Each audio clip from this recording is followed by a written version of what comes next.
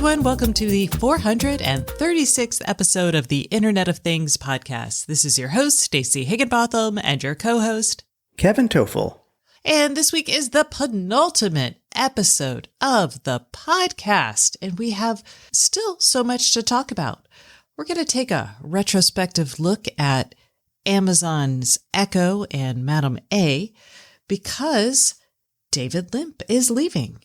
We're also going to be talking about some improbable devices. I don't know what to call these. The smart trash can from one of the co-founders of Nest. And finally, we're going to see a smart door for Masonite that we've talked about for, feels like 3 years now. The FCC has put out their request for comments on the cybersecurity label, so we'll talk about that. And Microsoft has announced some vulnerabilities that could affect industrial devices. We also have big news on the Z-Wave front with a secondary chip provider coming on the market. And Kevin reviewed the Homey Pro, so we're going to talk about what is a very high-end DIY smart home hub. We're also going to hear from our guest. This week's guest is actually the founder and CTO of Trident IoT, that brand new Z-Wave chip company we're talking about. But first, let's hear a message from our sponsor. This week's sponsor is Priot, which stands for Portable Remote IoT. Skyhawk's Priot platform is an end-to-end IoT connectivity solution that combines long-range sensor communications and cellular backhaul, all running on off-the-shelf batteries for years at a time. If you ever wished you could build durable and reliable IoT solutions without any reliance on external power, now you can. Priot includes gateways and connectivity modules for your sensors, a full software stack including mobile and desktop apps, as well as prepackaged white label gateways and an array of sensors. As part of the Pica Group, we can even help you design and manufacture your customized IoT solution. So with Priot, you get IoT unplugged. For more information on Priot, visit http://skyhawk.ai. Okay, Kevin. Big news reported first by the Wall Street Journal this week that David Limp, who is retiring before the end of this year, he is Amazon.com's devices chief. And he's one of a bunch of executives that have announced their departures in the last year under CEO Andy Jassy. And Limp has been there a long time. He's been at Amazon for 13 years. He's done a lot. He's done the Fire TV. He did the Echo devices. He did the Fire phone. Well, you can't have hits all the time. You never bet 1,000. Well, and he did the Amazon Halo, and that was his. Now, people will talk about kind of the failures. And I do think it's, Jeff Bezos retired as the CEO of Amazon 2 years ago. And since then, we've seen a lot, right? We've seen a lot going away. Yeah, we've seen a lot going away, but it's also the economics have been, there was the end of I don't even know if we're going to call it the end of the pandemic, but the pandemic going into a softer phase and people coming out of their hidey holes, that changed a lot of things. But also we've got an economic, are we calling it a recession yet? Not officially. No. Yeah, but we're having some issues. So amidst that, a bunch of tech companies have been laying off workers. Amazon is no different. They laid off 27,000 workers and so far. And we've seen the head of the robotics division has left. We saw Jamie Siminoff from Ring. He went off to do his own thing. He's doing a company that is doing services for apartment buildings called Honest Days Work. Charlie Bell left. He was in the cloud business. Anyway, tons of people leaving Amazon. It feels like the end of an era, as it were. But what I'd like to focus on is less David Limp and more on, we're heading into 10 years of Amazon's Echo devices and Madam A. The first one came out, it was an invite-only product. I got mine in October of 2014, I believe. So we're 9 years, but since we're ending the podcast soon, I wanted to talk about this because I think David Limp leaving. We're not going to come back in October 2024 just to talk about this? I mean, maybe. Who knows what'll happen? No. It's a good time to talk about this because it does seem like the end of an era, because the voice assistant model has been around at least this long, and we've seen a lot of changes and slowdowns in the area. So I think the timing of Dave Limp leaving actually makes for a good retrospective right now. Yeah. Apple came out with Siri in 2012, and I don't know if y'all remember, but Siri was... Apple bought it, but yeah, yes. they bought it, but it was terrible. And I think it was when the Echo came out, I bought it and I was really excited about it. It was only $99. And Kevin, you were like, what? Why would I want this? Well, I waited until they added smart home functionality to it. And as soon as they did that, I jumped on it, yes. Yeah, they didn't add smart home functionality until March of the following year. But even at that time, I was like, oh my gosh, something I can talk to in my house, and I could play music. And I think part of it was that at the time I had a young child who wanted to listen to like Katy Perry songs. Baby Shark was not a thing then. Thank goodness. So it was so great for me because I had a home that was very reliant on electronic services, but I had people who didn't have phones that wanted to access them. And Voice let everybody who was in the home access electronic services in a way that was really compelling and easy.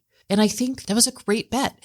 And when they added the smart home, because I had already been adding a bunch of smart home devices at that time, it also let my kid do things like turn on lights, which was pretty neat for them. So it just made things accessible that historically needed an app, and it was kind of complex. So it made things convenient, and it made it accessible to everyone in the home, no matter if they wanted to look at the phone or even had a phone, or if they were a guest in my home. So that was what was so compelling. And the problem is, it seemed to spark a lot of people. A lot of people got really interested in this, and they were like, yeah, I need smart lights so I can tell Madam A to turn off my lights. Yeah, that seems great. But it kind of faltered, and I think the reason it faltered, there's a bunch. And I think we're actually still dealing with the reasons it faltered 10 years after we kind of launched the next generation smartphone era smart home. And a lot of people don't understand what they can do with these devices. So one of Amazon's big issues with Madam A is that people just use it to set timer and ask the weather, and they can't make money off of that. And I think that's partly a function of Voice and what it's good at. But I think it's also because a lot of people, they don't need to talk to their house. They don't want to tell their Ecobee to turn the thermostat up. And you hit upon another key theme that's going to be throughout this whole conversation, or maybe we'll tie it together at the end, and that is making money. Yeah, it doesn't make money. So the other thing is that people struggled with was interoperability. Like they didn't know what worked with what. And we're still dealing with that today, even though we have Matter. And Matter has helped with provisioning. Provisioning was always hard with the smart home. Like I remember, when you had the Z-Wave devices, you had to make sure it was deprovisioned from something else. And it was hard. And you had the soft APs. You still have soft APs, but it was hard. And then ongoing maintenance, once you stick something in your smart home, you got to deal with it for the rest of your life. And it's a pain. And then customers are really increasingly realizing they don't trust these devices. They bring them into their homes and they don't trust that their data is safe. They don't know if employees are looking at their data. They don't know if somebody's going to use this to hack their home. And I think they don't trust things like business models. A lot of this stuff is getting into subscription business models because that makes sense for the smart home, but people don't want to do that. They don't trust. They're pushing back on it. And I don't think that's wrong of them, but I think that makes it really hard to build a business in this area.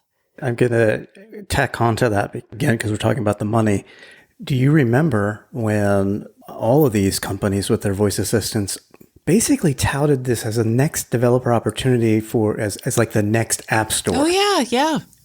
Yeah. That never happened. Let me ask you this, because I know you've been using this since 2014. How many services or things did you buy or subscribe to, or do you still use that cost you money with your Amazon Echoes? I think I bought one skill. I think I bought a $4.99 skill, and that is it. So yeah, they've made approximately, well, if the hardware sold at a loss or at break even, they've made $5 on me. In 9 years. In 9 years. And I'm definitely using a lot of compute power. Yeah. My point is the way it was oversold to developers. And I'm not saying they were wrong to think that, because I understood back then, and I still understand why they thought that. I mean, do you remember Dash services? So you had the Dash button, and the idea was you could make it easier to buy more stuff. I think part of that is, again, that trust issue in the subscription models. Like, you didn't trust that you were getting the best price if you used something like that. Customers have become much more acutely aware of how they're being monetized by these companies. And then I would say, like, devices are still siloed across these apps, so we don't have a truly integrated smart home. I don't see that coming anytime in the future, even with Matter. People will buy a single device to solve a use case. So like the Ring video doorbell, you'll buy that for like your video doorbell or security, or your Ecobee smart thermostat. But, you know, nothing's ever come together like it was supposed to. And I don't see that happening. So I feel like if, you know, Madam A had become the integrator of my smart home, that would have worked, but that hasn't happened. And again, I don't see it's going to happen because it's too complicated for developers to like work with every platform that's available. The standard setting is not providing enough services underneath. And, you know, David Limp oversaw like the acquisitions of Blink and Ring and Eero, and those and iRobot, which hasn't closed yet, but might, I don't know. And ultimately, I think we know that Amazon's strategy here was to get people to buy into this ecosystem so they would buy more stuff from Amazon and be stickier and better consumers that spent more money there. And I think ultimately we decided that we don't want to tie our household goods to that strategy. I think that's a rational decision that consumers have made. And I think ultimately that has influenced the way the smart home has developed, because Amazon was very much a leader in this space, and Google still does. You can tell that Google still doesn't know what the heck they're doing here. They don't know what their strategy is here. In Samsung's, at least, like, they at least have a devices business, and they don't want to like monetize your data necessarily. They just want to make all their devices work better together, which I think is actually a more consumer forward strategy going in the future. They also have a broader line of products under their brand, right? TVs, appliances, you know, the fridge, the washer, the dryer, etc. So they can make a lot of money there if they make that an ecosystem. So Google does not have that. Amazon does not have that. Yeah. And Apple's always kind of just doing their own thing. I was going to say they kind of, there's no way, half curse word there. They I'm trying to think of a non-crazy way to say, or a non-offensive way to say that, but they just didn't give it their all, I felt. They just kind of were like, eh. Yeah, that's fair.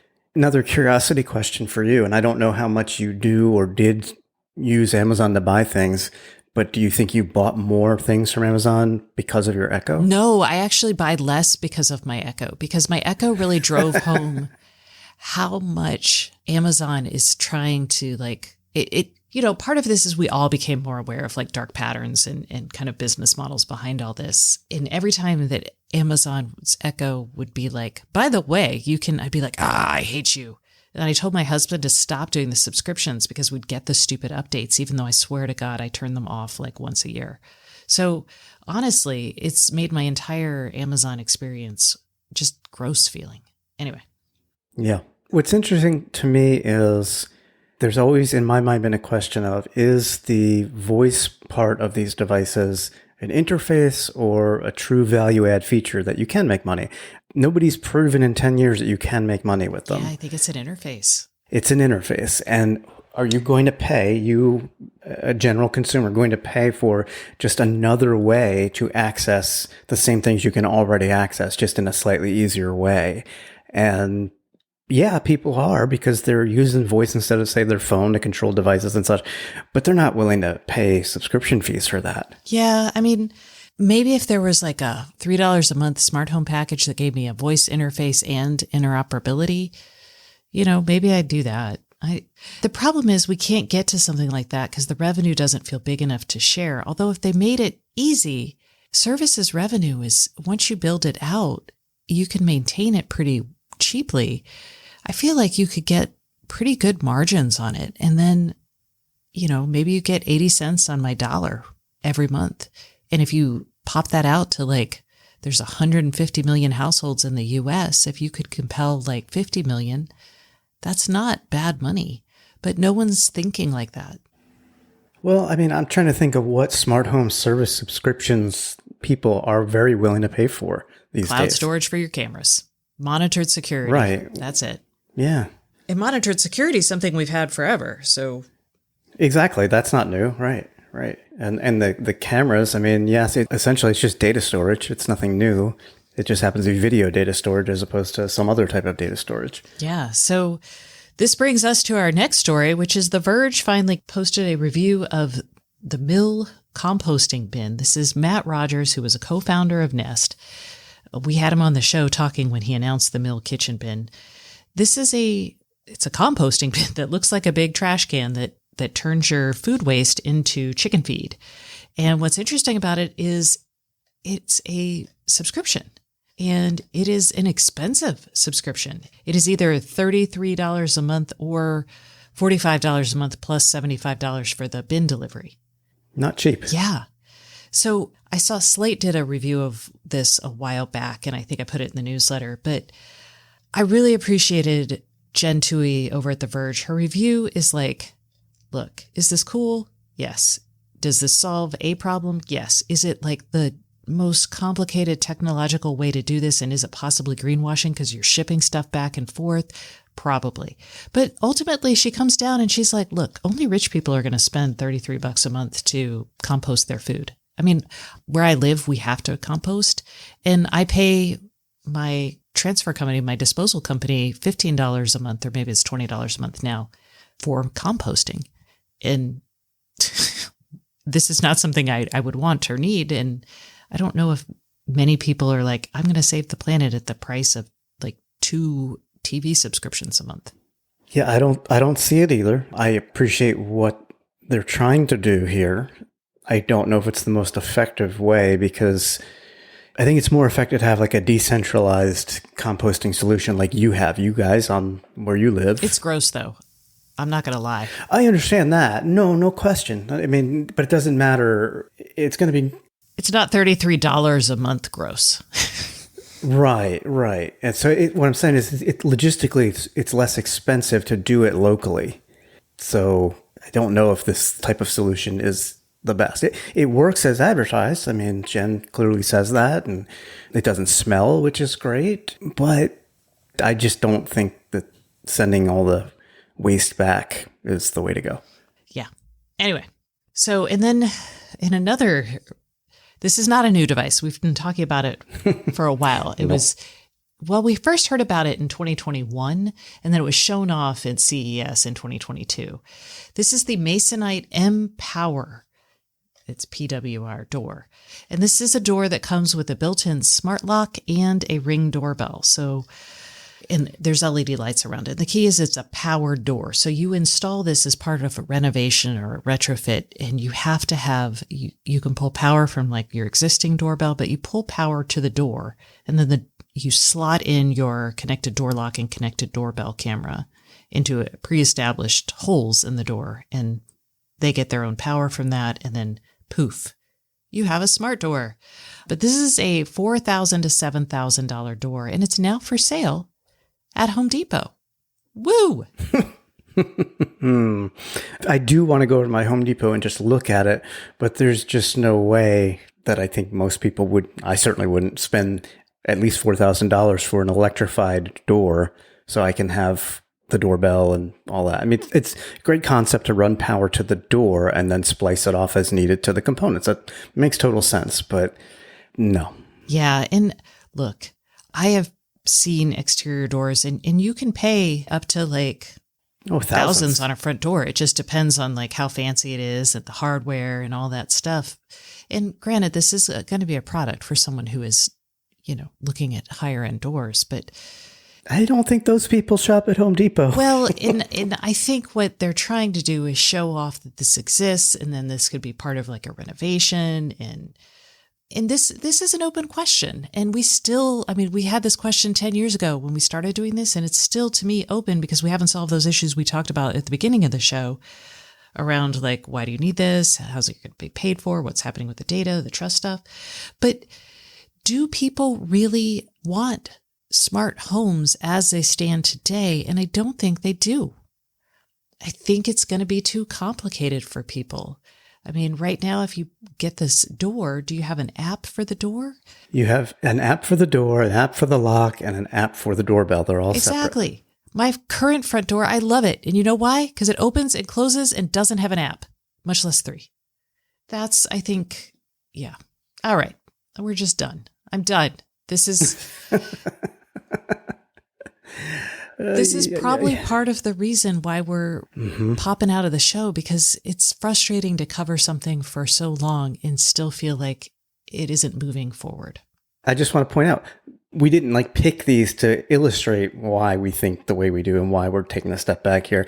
This is all current news. Yeah. I'm like, this is just what's happening in the space, and it's been what's happening in the space. And yeah.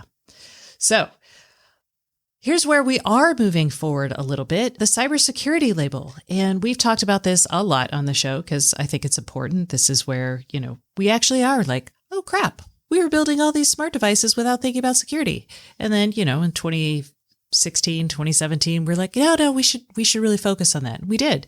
We got a lot of new programs and things. And now we're getting this cybersecurity label. And we talked about that. The FCC is going to manage it. And late last week, it was Thursday when the other podcast went out, the FCC released their notice of proposed rulemaking. And so y'all have 30 days.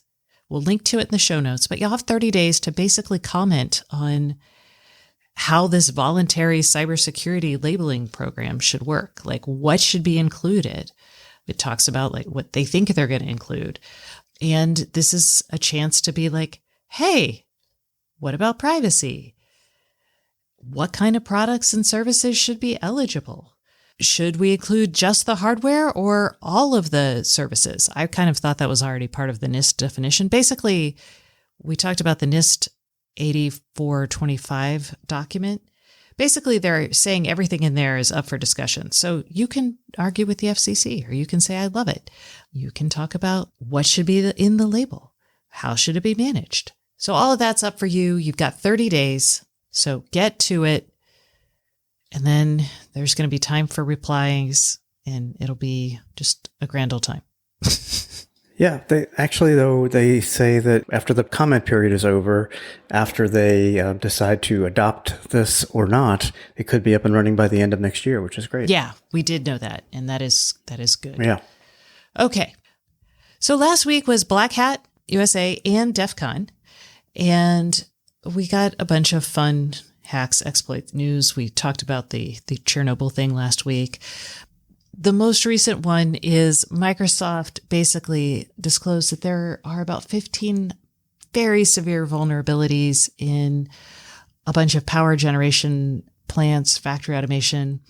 This is vulnerabilities affecting the CodeSys v3 software development kit. And it lets people make their programmable logic controllers compatible with a standard that lets you know what programming languages are safe to use for industrial environments. So basically, if you're PLCs are the computers that are historically have been air-gapped, are less so now, but they control the heavy machinery, like the centrifuges, the steam traps, the whatever that is running your plant. So Microsoft is saying, look, these vulnerabilities can allow a hacker to do a DDoS attack against the software, and it would just shut everything down, or it could let people tamper with operations or just make the PLCs run differently. So this is operational technology type of thing. Oh, it's totally OT. Anytime you hear PLC, you're like, oh, that's so OT. And then Microsoft notified CodeSys, and they did release a patch. So hopefully, if you have that, you have released your patch. But big deal. Hopefully fixed. Please let it be fixed. If you think you might not have fixed it because you're small and don't know, because that's a very real thing. Like if you're a municipal water facility, maybe you don't know. You should go talk to CodeSys or Microsoft. Somebody there should be monitoring the cyber. Always monitor the cyber. Okay. Other news, Z-Wave, the mesh networking standard for the smart home that's been around since, well, the company that founded it started in 1999, but, it took them a while. But it's been around for like 2 decades. It was only made by one company for the last 2 decades. But now, a new company called Trident IoT has been formed. It was formed actually in April, but they just came out of stealth mode, announcing that they are going to have new chips. They're taping them out in September. They're going to be available for sampling before the end of this year. And this is big news because the Z-Wave market has needed a secondary chip or a secondary source for a long time. It's one of the big criticisms I've heard against using Z-Wave. And, our guest is going to talk a lot about it, but, I did think it was a big enough deal that Kevin and I should mention this because with the Matter standard, people were like, oh, what do I do with Z-Wave? And the answer is Z-Wave's not going away anytime soon. Maybe less likely to go away now that more people will be inclined to use it because there are now multiple chip providers. And they've got Z-Wave Long Range, which is the ability to create this mesh network that uses Z-Wave, but it can send data up to a mile, which is a big deal for things like, if you have a gate at the end of your driveway, you could just control it using Z-Wave wirelessly, which is pretty neat. Yeah. Yeah. I don't know. I first heard about this when I was at the Parks meeting in May, and I talked to 2 customers or potential customers of the company, and they were very excited. And those companies are in the security space. So I think there's interest. Okay. Let's talk about, look, it's a Z-Wave hub. It is. Let's talk about the Homey Pro because, Kevin, you reviewed it. It is now available in the U.S. We talked about it 2 weeks ago being available, and now we can tell you, is it worth the money? It's $399 for this device. Kevin, what do you think? I want to start by saying that you actually reviewed the less expensive $69 Homey Bridge. And many of the same capabilities are here in the Bridge, between the Bridge and the Pro. You get some more radios with the Pro, and what you also get is more devices that you can support. It was a $5. What was the subscription for the Homey Bridge after 5 devices? After 5 devices, it was $299. Okay, so $3 a month gets you as many devices as you want after 5. There's no such limitation on the Homey Pro. Another big difference here is there's far more robust hardware in terms of compute, storage, and memory with the Homey Pro. So that's part of why you're looking at a $399 price tag, because as much as possible, this runs locally. And that's not the case with the Bridge. So when you were reviewing the Bridge, if your internet service went out, you would have problems controlling your devices. Whereas here with the Homey Pro that I tested, I would not have that problem. So that is important. You also get upcoming Matter and Thread support. Actually, it has Matter support now, but it's Matter over Wi-Fi only. Thread support is coming, and it's expected in the 3rd quarter of this year, which I guess we're kind of in now, so that could be at any time. But it's got it all. It's got Wi-Fi, Z-Wave Plus, Zigbee, Bluetooth, infrared. So pretty much everything you need. Ethernet as well with an adapter that's $29. But that's, again, Wi-Fi, so you're good. So is it worth it? If you think something like the old Wink hub or the Samsung SmartThings hub was worth having in your home, you wanted the privacy and the local aspect and everything taking place in your home, I'd say potentially. And I say that because you need to ensure that your devices will work with this. And in my case, I've moved on from Z-Wave and Zigbee. I mean, I know I still have Philips Hue, which uses Zigbee and the Philips Hue Bridge, but I had problems with support on my devices. My Schlage door lock did not work, although the Homey folks say it works for them every time, but they have had people reporting it's a problem. My Ecobee thermostat, I have the newer model, which is at least a year old now, or around a year old. You have to have the Ecobee Lite thermostat and the Ecobee 3 sensors. I have the newer ones, so that didn't work. My NanoLeafs are Matter over Thread. That didn't work. Wyze is not supported. Eve, again, is Matter over Thread. No good. Logitech Video Doorbell did not work. So my point is this. It may have been a lack of support for me, But apps that do worked well. I mean, and if you have the apps that are supported, and they say they support about 50,000 devices, then it may be worth it. In fact, it got the Barb seal of approval in terms of the interface. That's my wife. Barb is my wife, not the interface. I really enjoyed the interface and the rules engine too. Now, I know not everybody wants to invest in that, but like it's real powerful, but still pretty simple to use. It is. They take like an if this, then that type of approach, but instead of when this, then that, they're like, if this happens, do that. So same approach, same concept, but you can also have else conditions, and you can have, they call them flows, not routines or automations. They call them flows, and you can have flows trigger other flows, which is awesome. You know, I did some basic ones and they work perfectly fine. I mean, and I would expect it to. Again, it's all running locally. So that is a very positive thing. And they even, if you want to get into it, you can get an API key and create your own integrations or functionality, which is fantastic. The advanced flows where you can kind of diagram things out, that's on the web app, which is part of your purchase. You have access to. You just sign in on the web app and you can make flows and they'll get sent down to your device, which is really nice. It's a nice device. Again, it was not for me just because of what I use. And for me, when I tried the Bridge, there are actually fewer apps supported on the Bridge because you can actually, they let people build their own apps or drivers to control a device, much like SmartThings used to. And I don't know if Homey will continue that over time. And their thinking is with the fancier Homey Pro, people are more sophisticated and willing to like troubleshoot a little bit more. So it's possible that you could build your own, or someone else would eventually build something to support your device.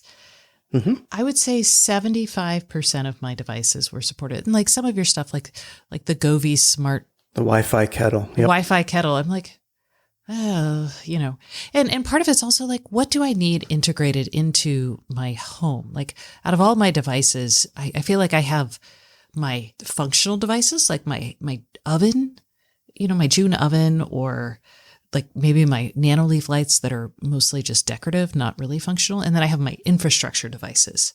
And I want my infrastructure devices to all work together, but my decorative devices, I don't know if I care so much about, right? But I don't know. Gotcha. I mean, like I was kind of bummed out because just the Govee just uses Wi-Fi, but it didn't work, right? And my garage door opener, yeah, they do support Meros garage door openers, but only it's like an older model again. And the same with the Ecobee. It's an older model. And I'm not sure why that is. I mean, I'm sure they're working on it. I'm sure integration will come along. But for now, I liken the whole product to Home Assistant because it's very similar in terms of what it can do and the ease of use. And I say ease of use just from a general usage standpoint. I don't mean writing your own integrations because I know you can do that for Home Assistant as well. But more things worked for me right out of the box with Home Assistant. It's far less expensive. Does it look as nice? No, definitely not. But at the end of the day, do I care about that? Nobody's going to walk into my house and say, oh, what a lovely home you have. Oh, and that's a beautiful smart home hub there. I like it. I like pretty. I'm like, yeah, thanks no, for and taking it is the time. pretty. It is. It's a round device, and it's got really nice LED lights to show you status. They change colors underneath. It's like a light ring underneath. And that is very nice. But if it doesn't support my devices, I don't care how nice it looks, you know? Again, that's just me. Yeah. So yeah, if it supports your device and you want to focus on privacy and local control, this is a good device for you. It's from a European company that is very focused on privacy. So that kind of gets to the trust. They designed it so the cost up front like pays for running the device over time. So it's not something that you'll be like, oh no, it's going out of business. They've really planned ahead for this. So I don't know, fingers crossed.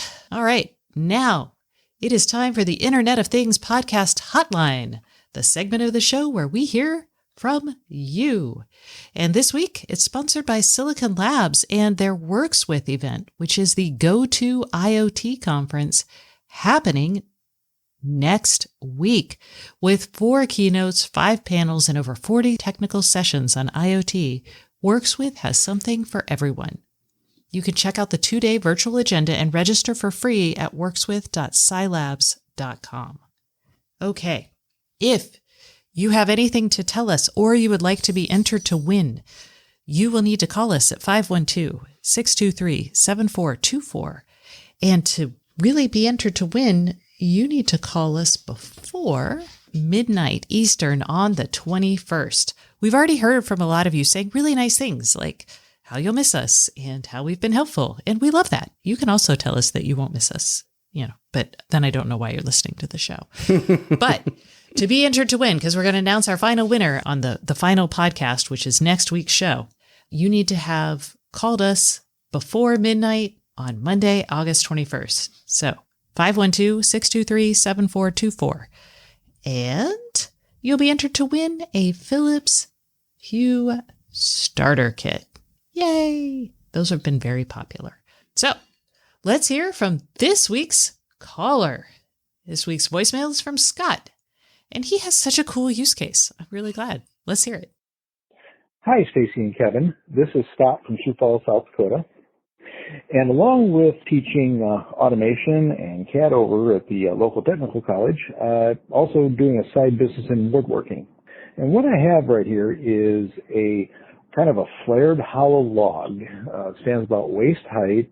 The opening starts in the front about 5-6 inches up, and it makes a V that takes out about a third, and it's all charred nice and the inside and so on. And I'm going to put some epoxy on it, but I want to make it into an accent lamp.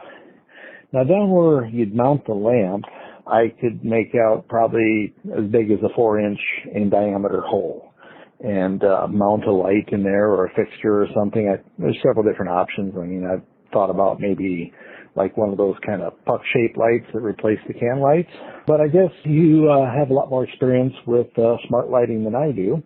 So since I'm going to be selling this, I'd be looking for something that has a little bit more universality, I guess, can be used in different platforms, probably something in colors, because like my lead instructor says, people love lights that are colored and blinky. Just want to see if you, had some advice for me. So love your podcast, been a long time listener, and I'm going to miss it, to be honest with you. So good luck in your future endeavors, and have a great day. Okay, I want one of these. Yeah, I'm like, I love that you're doing woodworking and you care about smart home stuff. And I feel like we've actually answered a question about woodworking and outfitting your garage. But Scott, for this sort of thing, we were a little confused about what your design looks like. Like, do you need a bulb or do you need like a string of lights? And so we're going to answer both because we're a little unsure. For the bulb, we thought Wi-Fi is the best way to go because we still don't have like great Matter support and everybody has Wi-Fi in their home. That was our thinking, since you want it to be as universal as possible. And a good reputable brand for a Wi-Fi light bulb is Wiz. It's actually Signify, which makes Philips Hue. Wiz is their lower end, cheaper brand. And you can buy a color bulb, and you can actually buy some really cool like Edison style bulbs that some of the Edison bulbs go full color, some of them don't. So you'll have to look for that. But you can buy those for like a bulb for like $20. Some of the Edison bulbs are like $30, but they're not crazy expensive. And they're going to work with all the main platforms because of the Wi-Fi. I would also throw in, if that seems too expensive, the Miros Wi-Fi bulbs, colored bulbs, are $28 for a pair. And they also work with Apple, Amazon, Google, and Samsung. Now, you might be thinking of like kind of the twinkle, like the Christmas lights. I couldn't figure this out. And I've seen some very cool like wrapped wood lighting fixtures where like it hangs over a table and it's a big hunk of wood and there's like kind of strings of lights throughout it. If that's what you're after, you can buy an LED light strip. And depending on your design, you might be able to hide the LED light strip. Those are ugly. I don't like the way they look, like if you can see them. They're not pretty. And there's a bunch of options there that are Wi-Fi and work with lots of platforms, including from Wiz and Miros and Govee and lots of other places.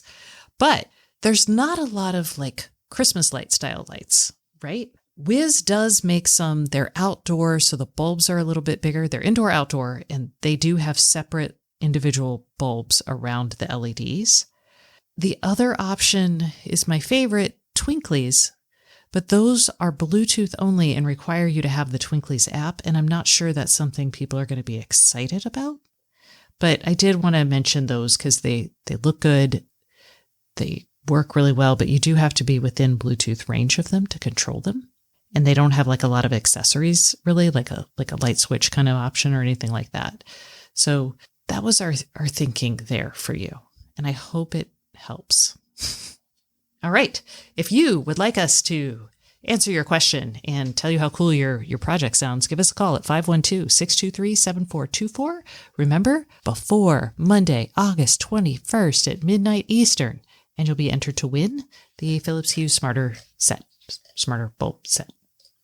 All right, that concludes the news segment of the show, but please stay tuned for our guest, the CTO and founder of Trident IoT, Mariusz Malkowski.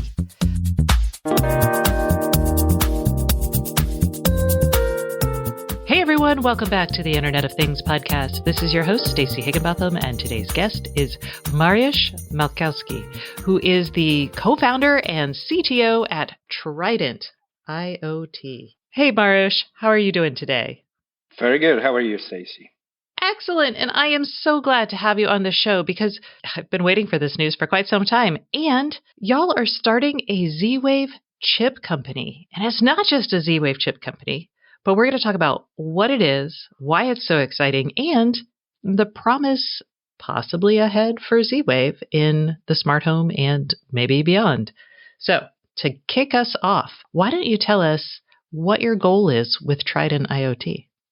That's a very good question. And we are a technology company that's focused on, bringing more excitement to the Z-Wave world, as well as supporting customers to make a choice between all these different IoT technologies that they have today. You look at Zigbee, Thread, Matter, depending on the market and or ecosystem, somebody needs to go and pick. And we believe through founders and through engineers that we've hired so far, are very uniquely positioned to allow our customers to build great product, figure it out what technology to use for connectivity, will help them through the design process, certification. We're the Z-Wave certification house here in US. We already certify for different products. We've hired a number of engineers. We believe we have the highest concentration of the Z-Wave talent in the world.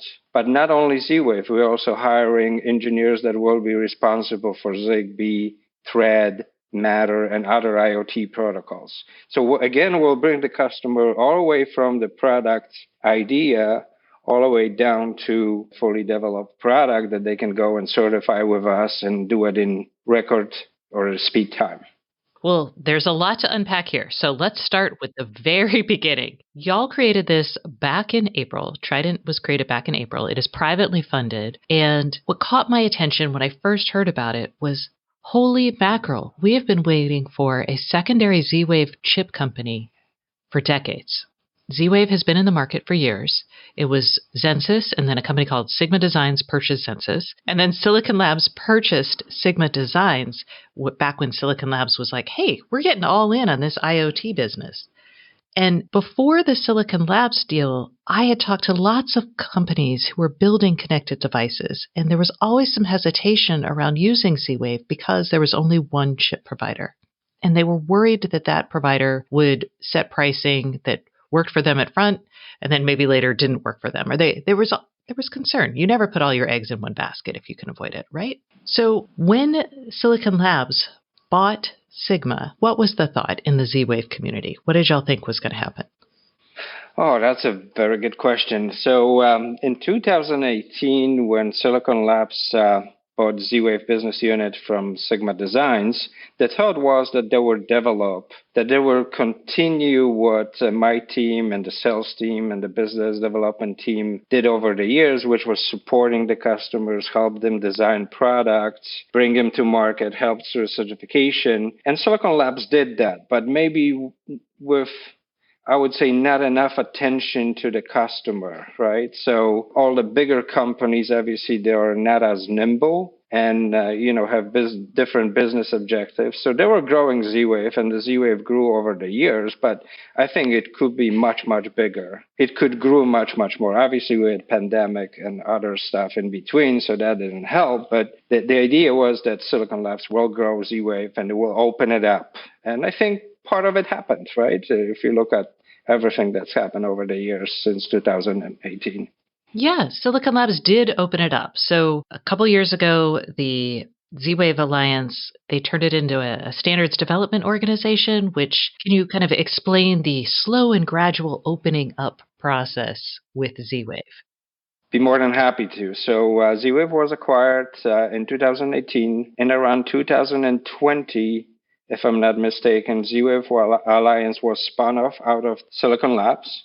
It's an independent organization focused on driving the standard. All the Z-Wave protocol specifications were donated to Z-Wave Alliance. So Z-Wave Alliance owned the spec, but Z-Wave Alliance didn't own the source code and tools and all that fun stuff that makes it all work.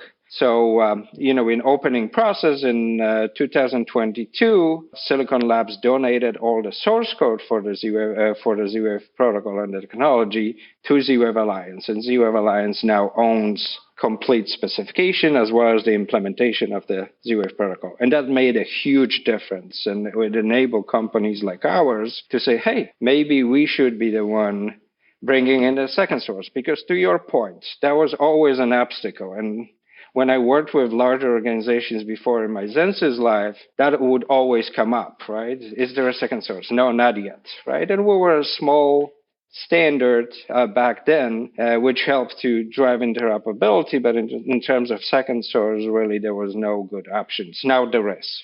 Well, soon there will be. So let's talk about, so you're going to produce a Z-Wave chip, and when should that be out? So we are in the design process right now. I'm just going to throw at you a couple technical terms. We're taping out in September, which is 6 weeks from now. We're going to have some engineering samples later on this year. We believe to be in production sometimes in 2024, probably Q1, Q2-ish. So rather soon from a silicon perspective. Awesome. Yeah, no, that's great. And Silicon Labs is still going to also produce Z-Wave chips, yes? Absolutely. They're super excited about us entering the space. They're a great partner of ours today. They welcome us as a second source, as a development house, as a certification house, as somebody that can help them grow Z-Wave technology. And let's set some really big goals, maybe double or quadruple the number of Z-Wave devices being built over the next couple of years. Nice. Okay, and let's talk about Z-Wave itself, because this is a beloved standard. It is a mesh network. It competed most with Zigbee, I would say. I've actually still have some Z-Wave gear in my house. It works really well. And with Matter, a lot of people were like, holy moly, Matter is going to be built using Wi-Fi and Thread sits on top of the Zigbee standard. So everyone was like, well, now Z-Wave is totally gone. It's totally irrelevant. I would like for you to make the case that Z-Wave is not irrelevant, and help me understand why that isn't the case. So, I'm just going to start with, we welcome Matter. Interoperability is something that we always strive for at Z-Wave. I believe we've done it really, really well. But for the market and the new standard to be accepted, you have to have a leave no man behind thinking, right? You have to embrace devices that are already there. And there's quite a lot of Z-Wave devices. There's quite a lot of Zigbee devices, right? That needs to be bridged to Matter for that standard to be successful. And we as Trident will help in that. We'll help in navigating that minefield of should I design with Z-Wave? Should I design with Matter? How do I bridge these technologies so you can make that seamless customer experience? Like, why would I want to use Z-Wave? There is a number of reasons. One, interoperability. I believe the Z-Wave is, I'm not going to say the only standard that achieved really good interoperability, but it's one of not that many. Interoperability started with 2006 when the Z-Wave Alliance was formed. There is a very stringent certification process which allows customers or device makers to build devices that actually work together across different brands and different ecosystems, right? When a security ecosystem, home automation ecosystem, do-it-yourself ecosystems. The technology has been evolving. The security is increasing. The number of devices, especially with Z-Wave long range, it has risen from 232 to almost 4,000 devices. It's an independent standard driven by Z-Wave Alliance. So you will see quite a lot of development in around Z-Wave standard, especially in around Z-Wave long range, which takes that 4-hop mesh to totally new areas where these devices could be built and and can work really, really well, right? Because we would go from 40 to 100 meters to 1.5 mile range, which is huge. And in between, right, you can create smaller networks, then connect them over to Z-Wave long range and create really good experience for the end user. Got it. And yeah, I am super excited about Z-Wave long range. It feels like, we've got a lot of LPWANs. To add an established protocol that I'm used to dealing with would be kind of nice. When it comes to your customers, do you have any yet? Can we talk about if you have them? And if you do, what industries? And then talk about how they're envisioning using Z-Wave going forward. Is it just a continuation and a bridge, or are they going to build new things using Z-Wave? Very good question. I'm sure they're going to build brand new things with Z-Wave. Z-Wave long range brings a lot of new products to market. Right? It enables a lot of new products that may not be necessarily inside the home, but are also outside the home and on premises.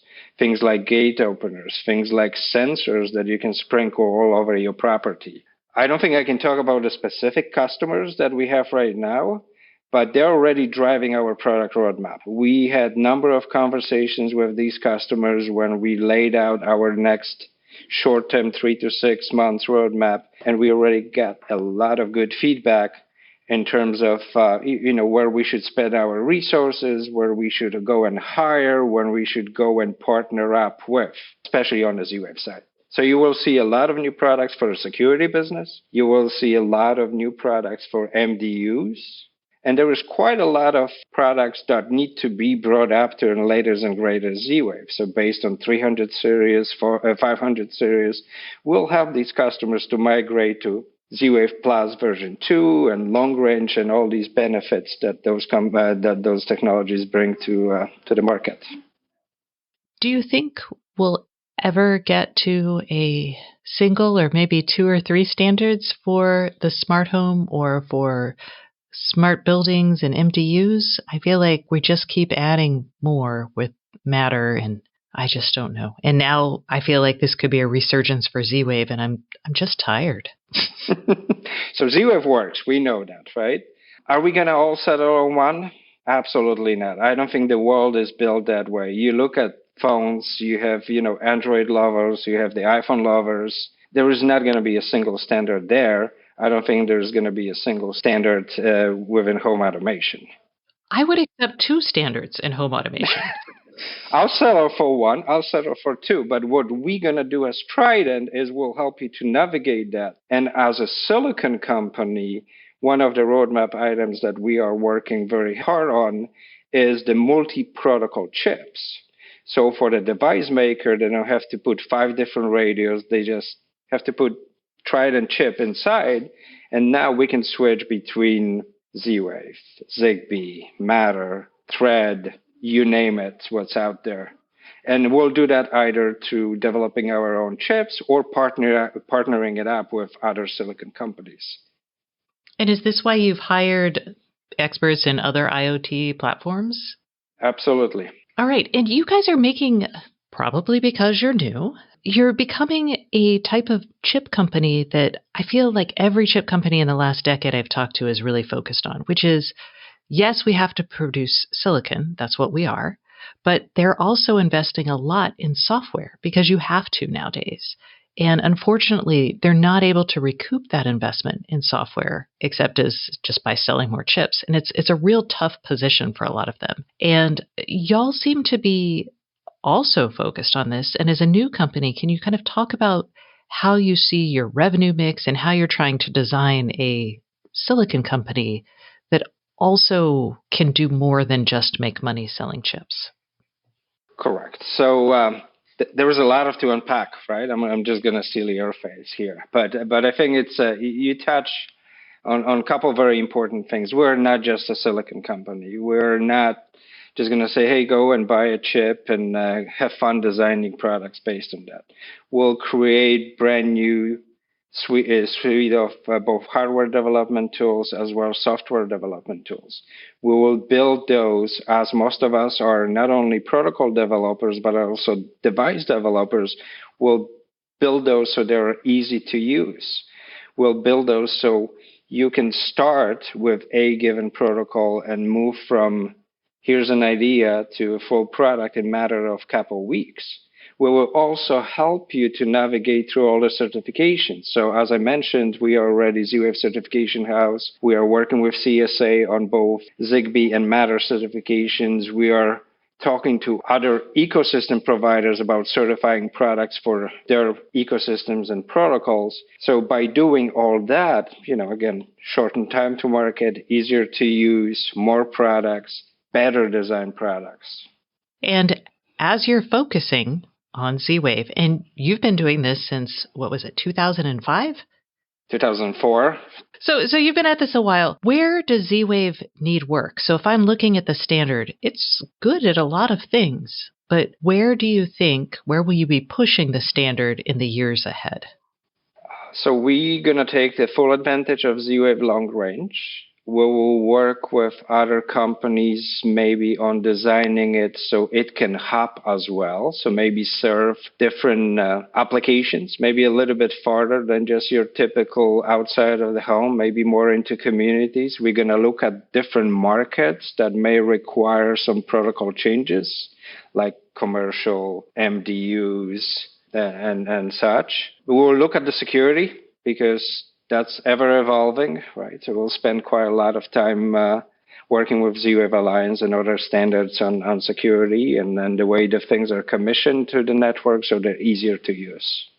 Yes, I'm always like, is the Z-Wave attached to something else? Why isn't it connecting? Help me understand. It's a kind of a black box sometimes when you're provisioning, or you think you're provisioning, but you really need to be deprovisioning. So, okay. Well, Mariusz, thank you so much for coming on the show this week. I really appreciate it.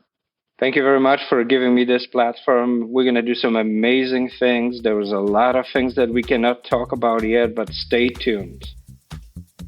Okay, so thanks everyone for listening to this week's Internet of Things podcast. I really appreciate it, as does Kevin. And if you want to find out more information on the Internet of Things, you can find it at my free weekly newsletter that comes out every Friday. You can sign up for that at www.stacyoniot.com/newsletter. Or you can just visit the website for all of those stories published a little bit later. Thanks for listening and have a great week.